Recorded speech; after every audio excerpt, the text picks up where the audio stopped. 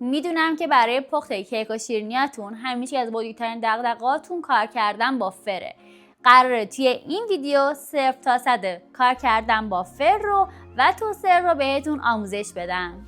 سلام بچه ها، من پریسا هستم و همه من رو پرکیک میشناسن. به کانال من خیلی خوش اومدین. این اولین ویدیو من هست که داخل یوتیوب براتون بارگذاری میکنم. قراره از اینجا به بعد به صورت خیلی منظم و دقیق و گام به گام با هم دیگه پیش بریم و هر چیز که درباره دنیای قنادی و کیک و شیرینی است رو همه رو بهتون آموزش بدم. خیلی برام مهمه که اینجا براتون بشه مدرسه کیک و شیرینی، یعنی میخوام همه چیز رو اصولی از 0 تا 100 همه رو یاد بگیرید. ازتون میخوام که تو قدم اول دکمه سابسکرایب رو برای ما بزنین و همراه پیج ما بشین تا براتون دونه بدونه ویدیوهای با کیفیت عالی براتون ضبط کنم.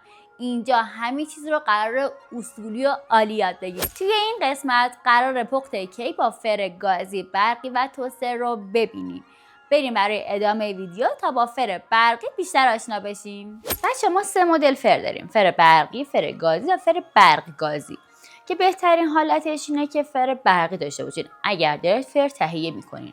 اگر هم نه، فر برقی یا گازی هر کدوم اوکیه، ولی باز بهتره که دو حالتش رو تهیه نکنین. یه سری باگ ها داره که زیاد پیشنهاد نمیشه. الان فری که من دارم فر تماما برقی هستش. فر برقی 2 مدل باز داریم که توی یه سریاش فن داره، یه سریش هم بدون فن هستش. وقتی فن داشته باشه که مثل دستگاهی که من داره، ته فرتون یه چیزی هستش که یعنی پره‌ای کاملا میچرخه. وجود فن داخل فرتون باعث میشه که این گردش گرما تو تمامی قسمت‌های فرتون به یک اندازه و همه جا پخش بشه و همچنین فر شما زودتر داغ کنه و در نهایت حالا اون کیک و منظور هر چیزی دارین میپذیرین زودتر پختش کامل انجام بشه. و مورد بعدی که وقتی که فرتون فن داشته باشه وجود داره، اینکه شما توی هر طبقه از فرتون میتونید پخت انجام بدین. یه موقعی هست سفارشات زیاده و میخواید چند تا قالب داخل فر تو کیک بپزی، وقتی فرت فن داشته باشه و اون قسمت و اون فنش رو روشن کنی، تو میتونی هم طبقه پایین کیک بذاری و هم طبقه بالاش رو کیک بذاری و توی 2 طبقه پخت انجام بدی، که از مزیت‌های فره که فن داره. ولی اون که فن ندارن، خب تمامی این گزینه حرفا که زدم نقص میشه و داخلش وجود نداره. تو فقط توی یه طبقه میتونی بپزی، اون طبقه وسط فرت میتونین کیک بپزی و همچنین دما و زمانش معمولیه مثل فره گازی یا هر جور دیگه، توی دمای خاص و گرما از پایین میخوره و پخش نمیشه تو کل سطح فرتون. بچه الان داخل در فر رو باز میکنم تا درباره داخلش کامل بهتون توضیح بدم. ما برای اینکه بتونیم دمای دقیق فرمون رو دستمون بیاد، بهتره که دماسنج فر داشته باشیم. به این میگن دماسنج فر، که شما لوازم قنادی به راحتی میتونید تهیه کنید و داخلش به 100 سانتیگراد اندازه رو زده، بیرونش فارنهایته. اون فقط داخلش اندازه‌گیری رو متوجه میشیم. همون نگاه کنیم به عدد 180 درجه که رسید، یعنی حالا مثلا اون دما که ما می‌خواستیم دمای اصولی، چون دمای 180 درجه دمای بیسیک توی پخت همه کیک‌ها هستش، که من دماسنجم رو توی یکی از طبقات آویزون میکنم و دمای فرم رو به هم نشون میده. مورد بعدی، فر ما هم یه طبقه داره که توری توره و یه طبقه هم داره که سینیه. ما سینی رو زیاد نیازش نداریم. اگرم میخواید بذارید طبقه پایینش قرار بدین که فقط گرما رو بخواد یک دست منتقل کنه. و ما برای پخت کیک ما قالبمون رو روی طبقه میذاریم که توری هستش و ما این توری رو باید طبقه وسط فرمون قرار بدیم. طبقه وسط که قرار میدین، دما به اندازه که انجام میشه و کیکتون باعث میشه بخواد بسوزه، چون ما در حالت عادی دما رو از پایین میزنیم، این المنت پایین فرمون رو روشن میکنیم. برای همین وقتی طبقه وسط باشه به اندازه درست گرم میبینه و کیک شما کامل میپزه. قبل از اینکه موضوعی که الان بهتون گفتم، چیزی که خیلی مهمه دمای فر. خیلی میپرسین که دمای فر باید پایین بالا المنت بالا روشن باشه، المنت پایین روشن باشه، کجا رو باید روشن کنیم؟ بچه‌ها درست ترین و بیسیک ترین حالت اینه که ما المنت پایین رو فقط برای پخت کیک روشن کنیم. ولی خب حالتهایی داره که ما المنت بالا رو هم میتونیم روشن کنیم که حالا بهتون الان میگم. یه زمانی هست که حالا ما باید فرمون رو باش کار کنیم و تا دستمون بیاد که چجوریه. این موقع از فرمون دیر گرم میشه، دیر میپزه، ما از المنت بالا هم کمک میگیریم. مثلا میتونین اگه میخواین فرتون خوب داغ بشه و کامل داغ شه، این دودهایی میاد که 1 رو 20 دقیقه ما میخوایم پیش گرمایش به فرمون بدیم، شما المنت پایین بالا رو با هم روشن میکنید. شما پیش گرماییتون کامل انجام میشه، تمام محفظه داخل فرتون داغ میشه و وقتی که قالبتون داخل فر گذاشتین المنت بالا رو خاموش میکنه، فقط المنت پایین رو روشن میکنه، پختتون رو انجام میدید. این یه حالتشه. حالت بعدی اینجوریه که شما فقط با المنت پایین پختتون رو انجام میدین و حالا وقتی که کیکتون کامل پف کرد و پختش انجام شد، یه 5 دقیقه 10 دقیقه آخر المنت بالا رو هم روشن میکنین، یه سطح روی کیکتون هم کامل برشته طور بشه و اونجوری دلتون میخواد به اون درجه که دلتون میخواد برسه. ولی بیسیک همون المنت پایین کافیه. شاید که سوالی براتون به وجود بیاد که دماسنجی لازم هست یا نه. بچه دماسنجی بودنش روند کار شما رو خیلی حرفه‌ای‌تر و دقیق‌تر میکنه. چرا؟ چون من وقتی که میام فرم رو روشن میکنم و دما رو بشینم مثلا 180 درجه و در فرم منم تا به این دما برسه، ممکنه فرم من فری باشه که دیر گرم بشه یا خیلی زود داغ بشه و دمای واقعی که من میخوام 180 درجه نشون نده. مثلا من 1 رو 20 قبل روشن کردم و گذاشتم حالا 180 درجه که منم توی فره و به خیال این که الان دمای 180 درجه داره که من پخت میشه، ولی به خودم میام و متوجه میشم که دمای فر من مثلا رو 160 بوده یا از اون برعکس روی دمای 200 درجه بوده، به خاطر اینکه من دماسنجی فر نداشتم و دمای دقیق فرم رو نمیدونستم. این دما ممکنه الکی باشه و کاذب باشه. پس برای همه بهتون میگم حتما دماسنجی فر رو داشته باشید تا دمای واقعی شما رو نشون بده و شما کلا دیگه دماتون رو وقتی میخواین ببینین که مثلا چه دمایی داره پخت میشه، شما فقط به این دماسنج نگاه میکنین، ببین داره چه عددی رو نشون میده. اگه عددی که مد نظرتون بود اوکیه که هیچ، اگر نه با بالا پایین کردن دمای فرتون دمای مورد نظر و دقیقتون رو به دست بیارید. فکر می‌کنم یه نکته درباره فری که فن داره یادم رفته بهتون بگم، گفتم کلمه‌اش اشاره کنم. فرایی که فن داره همونجوری که بهتون گفتم به خاطر اینکه گرما رو کامل در تمام سطح فرتون پخش میکنه، هم زودتر داغ میشه و هم زودتر محصول شما رو پختش رو انجام میده. پس اگه دیدین که مثلا اگه روی همون دمای 180 درجه گذاشتیم و که شما زیادی پخت و یا روش سوخته، سری بعد حواستون باشه که توی این دستگاه در این موقعیت دمای فرتون کمتر کنید. مثلا چه میدونم روی 160 درجه بذارید، 170 درجه، 165 170 درجه بذارید، چند درجه کمتر کنید تا پخت شما بهتر انجام بشه. چون وقتی فن وجود داره خیلی فر شما داغ میشه و پخت شما خیلی سریعتر انجام میشه. خب تا اینجا ویدیو چطور بود بچه‌ها؟ دوست داشتین؟ حتما نظرتون رو برام کامنت بذارین و مشکلاتتون رو برام بنویسین تا بیشتر درباره صحبت کنیم.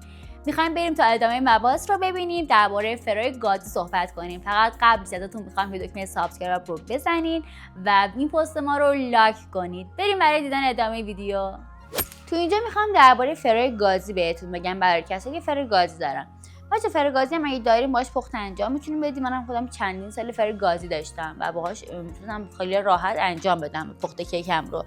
فقط نکته هایی داره که شما اون سینی مال خودتون هست، اون تیره که مال خود فر وقتی تهیه میکنه اونو شما تو طبقه پایین فرتون قرار بدین و وقتی که شعله های پایین فرتون رو روشن میکنیم برای پخت کیک، اون سینی باعث میشه که این گرما تو تمامی قسمت فرتون یک نواخت پخش بشه. یه جوری حکم اون فنه رو داره. حالا فن نیست، منظورم این که اون گرما رو یک دستر توی سطح کل فرتون پخش میکنه. ولی شما برای پخت کیک اون توریتون رو طبقه وسط هم میذارید و قالبتون رو روی توری میذارید برای پخت کیکتون و فقط هم شعله پایین رو روشن میکنید و شما ممکنه که یا مثلا سمت چپ فرتون داغ‌تر باشه، سمت راستش حالا گرم‌تر باشه و این داستانا فرق کنه دماهای دو طرف فرتون. حتما قالبتون رو قسمت وسط فرتون قرار بدین. حالا طبقه وسط که هیچ، قسمت وسط فرتون قرار بدین تا با یک دمای مناسب کیک شما پختش کامل بشه. خب بچه‌ها تا الان درباره فرای گازی و برقی خیلی آشنا شدیم و تونستین پخت کیکتون رو داخل این فرای یاد بگیرید. حالا الان میخوام اگر که فر نداریم و توستر دارید توضیحات پخت داخل توستر رو هم بهتون آموزش بدم.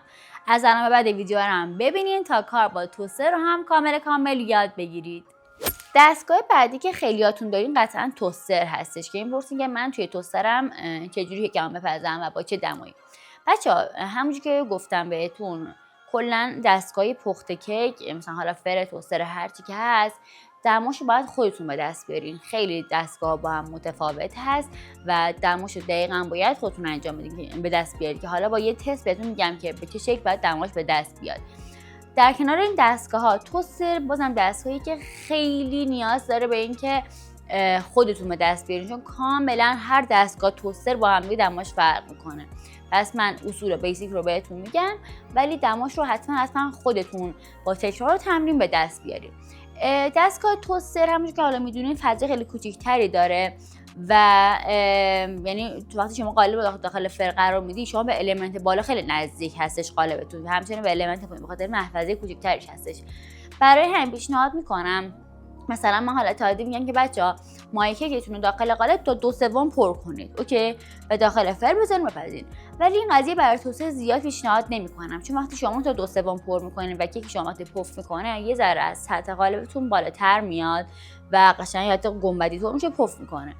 و توی توستر شما این پف کیکتون به المنت بالا نزدیک میشه و همین باعث سوختگی سطح روی کیکتون میشه. پس من پیشنهاد میکنم شما نصف حداکثر نصف قالبتون رو از مایه کیک پر کنید یا حتی چه بسا کمتر و شما خب موظف هستین که چندین بار پخت کیک انجام بدین تا تعداد لایه هاتون کاملا مشخص بشه و حواستون باشه که حتما مثل ما بقیه دستگاه ها قالبتون رو طبقه وسط فرتون و توسترتون قرار بدید. و باز هم پیشنهاد میکنم برای توستر از دماسنج فر استفاده کنید تا دمای دقیق‌تر رو بهتون نشون بده. برای تنظیم دمای توسترتون یا حالا فرتون یکی از روش‌هاش اینه که شما بیاین یکی از رسیپی‌هایی که براتون گذاشتم داخل کانال رو کامل و عیناً انجام بدین، درست کنین، مایه‌تون رو درست کنین و مثلا این گفتم توی دمای 180 درجه و زمان 40 دقیقه شما دقیقاً عیناً طبق این پیش برید و بذارید که کیکتون توی دستگاهتون کامل بپزه. اگر حالا دیدین که توی توسترتون کیکتون بعد این رسیدن به این دم و زمان سوختش رو شما مثلا احساس کردین زیادی پخته، توی دفترتون برای خودتون بنویسین که آقا سری بعدی حواسم باید باشه که دم و زمانم رو تنظیم کنم و بیارم پایین، یا حالا دما رو میارم پایین یا زمان رو میارم پایین.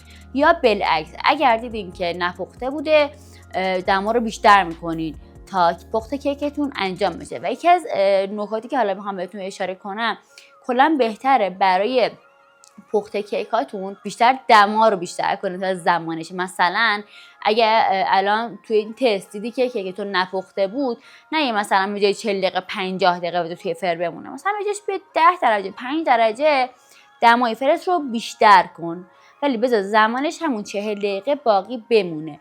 اینجوری کیفیت پخت شما بهتر هم میشه. شما اگه تا آخر این ویدیو همراه من بودین خیلی ممنون از نگاه های قشنگتون. امیدوارم که این پارت از آموزش براتون کلی مفید بوده باشه. اگر که تا الان صفحه ما رو سابسکرایب نکردین لطفا همین الان دکمه سابسکرایب رو بزنین و صفحه ما رو داشته باشید چون قراره از اینجا به بعد خیلی اصولی و عالی با هم دیگه پیش بریم و پله پله بریم جلو تا از شما یه قناد فوق العاده حرفه‌ای و عالی بسازیم.